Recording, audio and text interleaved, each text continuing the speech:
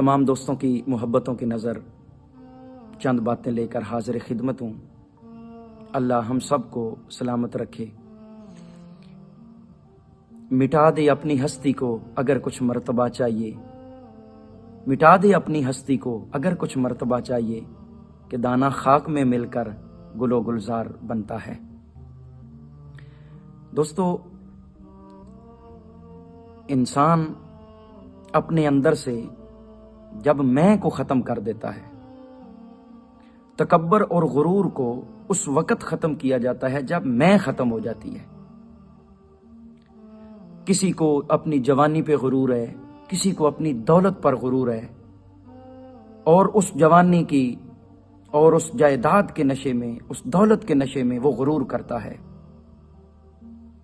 आप जानते हैं कि अल्लाह और उसके रसूल को गुरूर और तकब्बर पसंद नहीं है।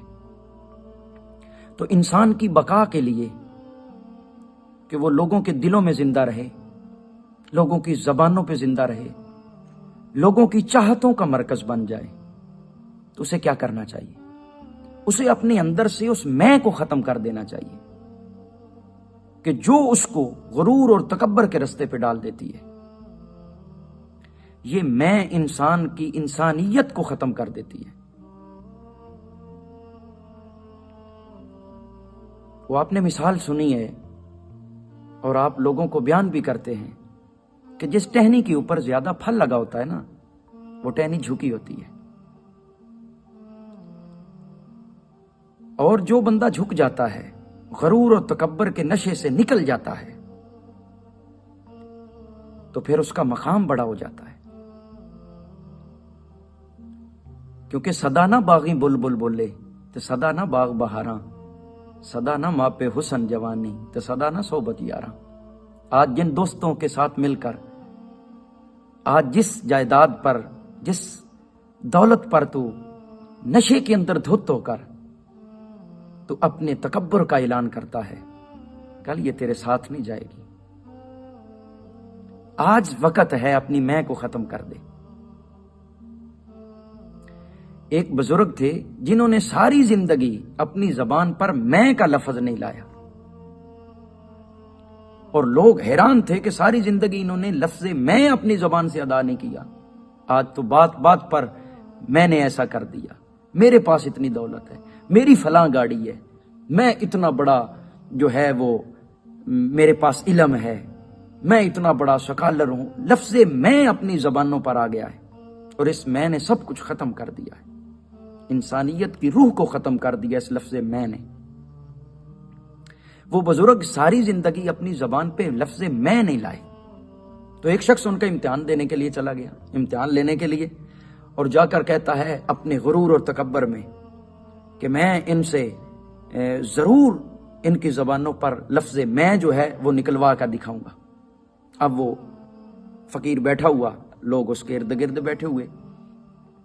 अब वो सामने आकर उसने सवाल कर दिया। वो कहने लगा कि मेरा एक सवाल है। तो वो फरमाने लगे पूछो।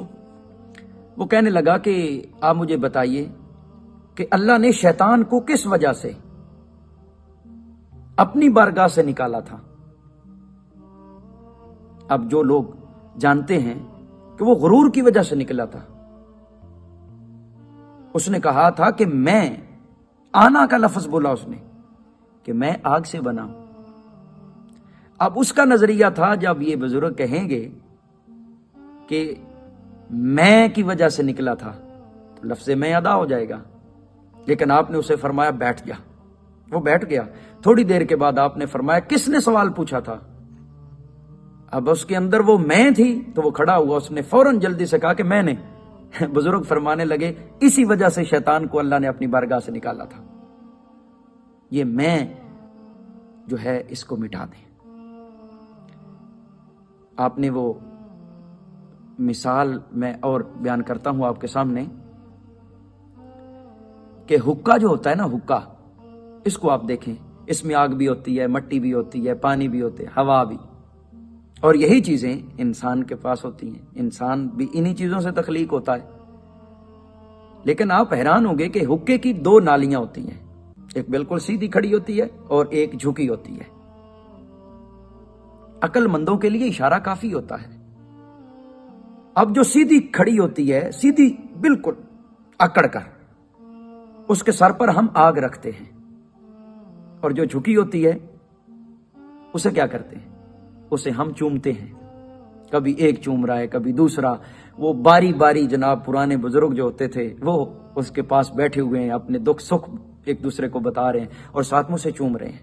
اب جو سیدھی کھڑی ہے اس کے قریب بھی کوئی نہیں جاتا، اسے کہتے ہیں بچ کے رہو، کیوں کہ وہ تکبر کی علامت ہے۔ تو جو بالکل تکبر کے ساتھ رہا اس کے سر پر ہمیشہ سے آگ ہے، اور جو جھک گیا وہ ہمیشہ سے زندگی پا گیا۔